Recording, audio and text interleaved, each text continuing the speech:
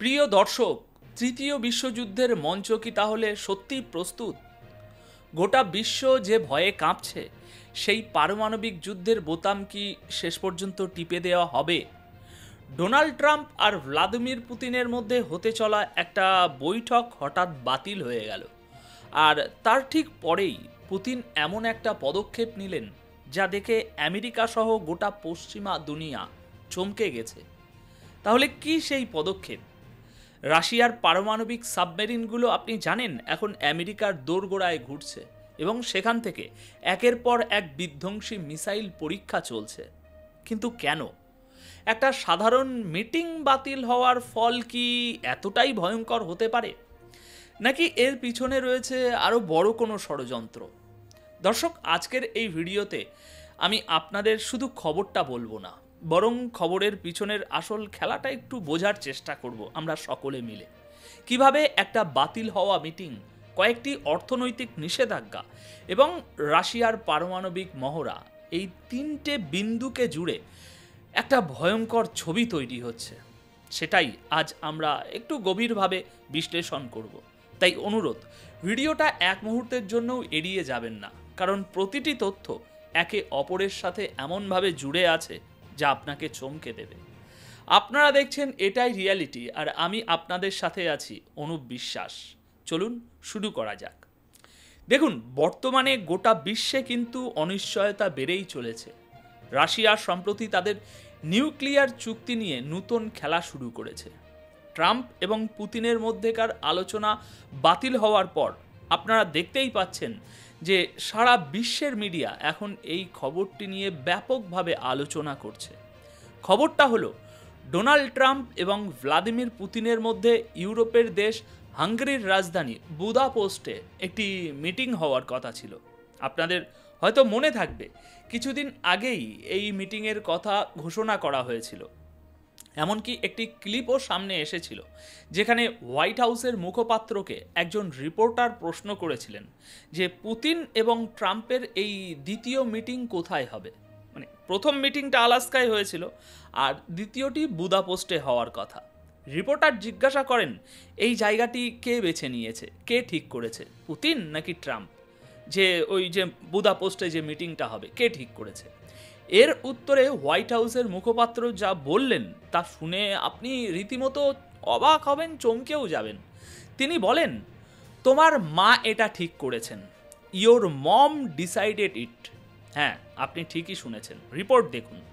আক্ষরিক অর্থেই এই কথা বলা হয়েছিল, ইয়োর মম ডিসাইডেড ইট। এই নিয়ে প্রচুর বিতর্কও হয়েছিল, কিন্তু আসল কথা হলো গোটা বিশ্ব এই মিটিংয়ের দিকে তাকিয়েছিল।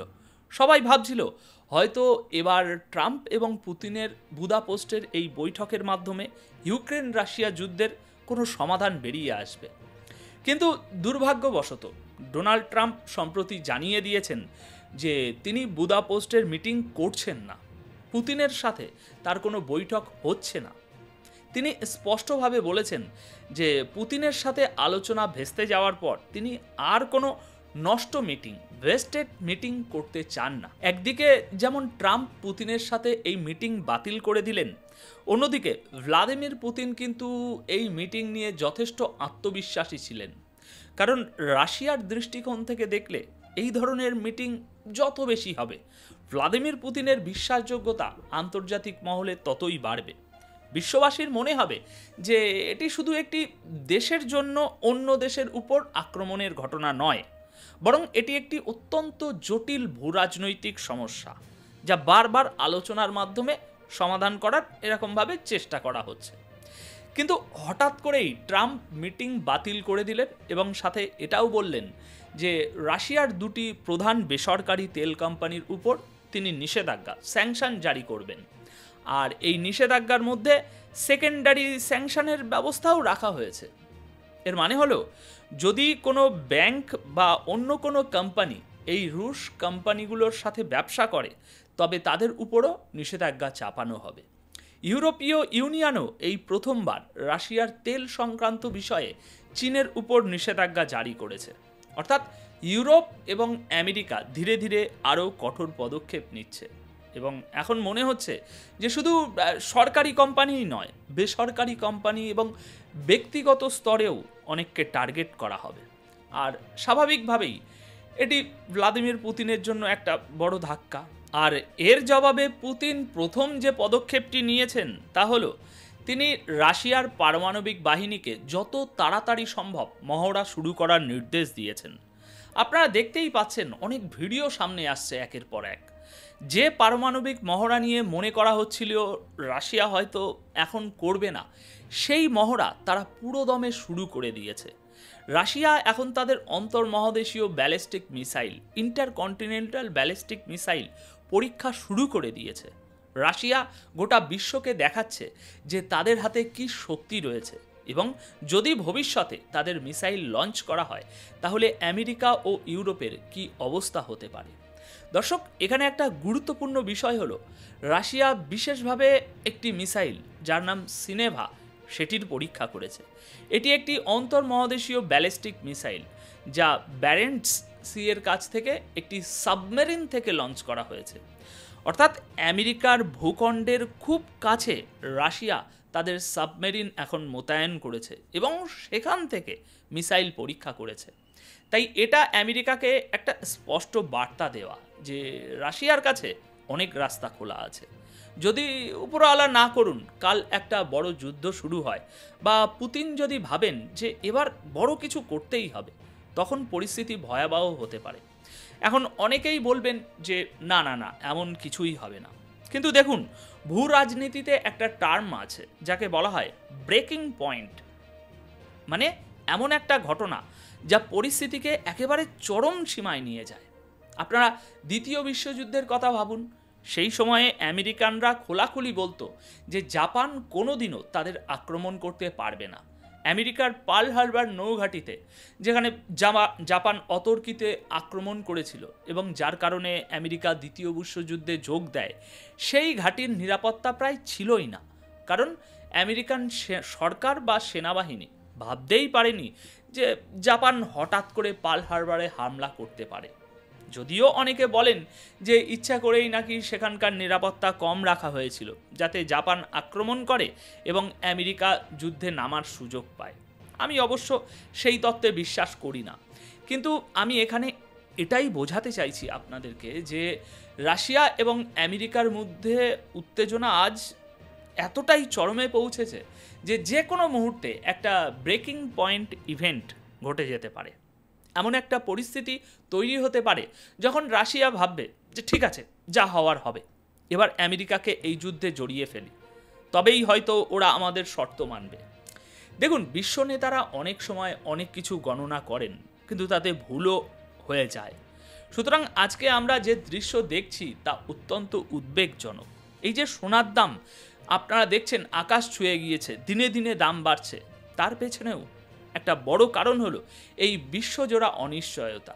যখন পৃথিবীতে অনিশ্চয়তা বাড়ে তখন মানুষ সাধারণত তাদের টাকা পয়সা সোনা বা অন্য কোনো নিরাপদ জায়গায় বিনিয়োগ করে রাখে, কারণ কেউই জানে না হঠাৎ করে কি হয়ে যেতে পারে। এখানে আর একটা বিষয় খেয়াল করার মতো, এমনটা নয় যে উত্তেজনা শুধু একদিক থেকে বাড়ছে। রাশিয়া যে আজ পারমাণবিক মহড়া করেছে তা আসলে ন্যাটোর একটি একই ধরনের পারমাণবিক মহড়ার জবাব। ন্যাটোর সেই মহড়ার নাম ছিল স্টেডফাস্ট নুন। কিছুদিন আগেই এই মহড়াটি চালানো হয়েছিল। ন্যাটোর F-35 যুদ্ধ বিমান, B-52 বোমারু বিমান, 60টিরও বেশি এয়ারক্রাফট, অর্থাৎ তাদের সমস্ত সামরিক শক্তি ন্যাটো এই মহড়ায় প্রদর্শন করেছিল। তাদের উদ্দেশ্য ছিল এটা দেখানো যে যদি পারমাণবিক যুদ্ধ শুরু হয় তাহলে ন্যাটো কিভাবে তখন সেখান থেকে তার জবাব দেবে। আর এর জবাবেই রাশিয়া তাদের নিজস্ব পারমাণবিক মহড়ার পরিকল্পনা করেছিল। কিন্তু যখন তারা জানতে পারে যে ট্রাম্প এবং পুতিনের মধ্যে হাঙ্গেরির বুদাপেস্টে একটি বৈঠক হতে চলেছে, তখন তারা তাদের পরিকল্পনাটি আপাতত স্থগিত রেখেছিল। কিন্তু এরপর যখন ট্রাম্প সেই মিটিং বাতিল করে দিলেন তখন পরিস্থিতি আবার উত্তপ্ত হয়ে ওঠে। দেখুন, মূল সমস্যাটা হলো দুই বিশ্ব নেতার মধ্যে ফোনে কথা হয়, আলাদা করে বৈঠক হয়। রাশিয়াও নিজেদের তরফ থেকে বলে যে হ্যাঁ ঠিক আছে, আমরা আমাদের বাহিনীকে কিছুটা পিছিয়ে দেব, আমরা শান্তির দিকে এগোনোর চেষ্টা করব। কিন্তু বাস্তবে জমিনি স্তরে কিছুই বদলাচ্ছে না। রাশিয়া ক্রমাগত চেষ্টা করে যাচ্ছে ইউক্রেনের যতটা সম্ভব এলাকা দখল করার। তাই ব্যক্তিগতভাবে যদি আমাকে জিজ্ঞাসা করেন তাহলে বলবো রাশিয়া আমেরিকা সম্পর্ক এখন অত্যন্ত খারাপ পর্যায়ে রয়েছে। তাদের মধ্যেকার সমস্ত আলোচনার পথ বন্ধ হয়ে আসছে বলেই মনে হচ্ছে। এই মুহূর্তে গোটা বিশ্বের জন্য সবচেয়ে ভালো পরিস্থিতি হবে যদি হঠাৎ করে এই যুদ্ধের উপর একটা ফ্রিজ লাগিয়ে দেওয়া যায়, অর্থাৎ যুদ্ধ যেখানে আছে সেখানেই তৎক্ষণাৎ বন্ধ হয়ে যাক। রাশিয়ার বাহিনী যেখানে আছে তারা সেখানে থেমে যাক, আর ইউক্রেনের বাহিনী যেখানে আছে তারাও সেখানে থেমে যাক। এটাকে আপনি যুদ্ধবিরতি বা সিজফায়ার বলতে পারেন, কিন্তু সিজফায়ারে অনেক জায়গায় প্রযুক্তিগত সমস্যা থাকে এবং তার লঙ্ঘনও করা হয়। কিন্তু যদি আমরা সীমান্তের সমস্ত শত্রুতা শুধু ফ্রিজ করে দিতে পারি তাহলে গোটা বিশ্বে একটা স্বস্তির বার্তা যাবে যে কোনো বড় বিশ্বযুদ্ধ বা ভয়ঙ্কর ঘটনা ঘটছে না আপাতত। তা না হলে উত্তেজনা তো দেখুন বেড়েই চলেছে, যা গোটা বিশ্বের জন্য খুবই খারাপ। তাহলে দর্শক, আপনারা দেখলেন যে কিভাবে আলোচনার টেবিল থেকে সরে গিয়ে পরিস্থিতি সরাসরি পারমাণবিক মহড়ার পর্যায়ে পৌঁছে গেছে। আর এটা শুধু একটা দেশের শক্তি প্রদর্শন নয়, এটা হলো কূটনীতির চূড়ান্ত ব্যর্থতার একটা অশনি সংকেত। আমরা আজ যে ঘটনাগুলো বিশ্লেষণ করলাম, বৈঠক বাতিল, পাল্টা নিষেধাজ্ঞা এবং পারমাণবিক মহড়া, এগুলো কোনো বিচ্ছিন্ন ঘটনা নয়। এটা একটা ডমিনো এফেক্টের মতো, যেখানে একটা ভুলের পর আরেকটা ভুল পরিস্থিতিকে এক ভয়াবহ পরিস্থিতির দিকে ঠেলে নিয়ে যাচ্ছে। আমরা হয়তো সেই ব্রেকিং পয়েন্টের খুব কাছাকাছি দাঁড়িয়ে আছি, যেখান থেকে ফেরা আর সম্ভব নাও হতে পারে। এখন সবচেয়ে বড় প্রশ্ন হলো, এই স্নায়ুযুদ্ধের খেলায় কে প্রথম ভুল চালটা দেবে?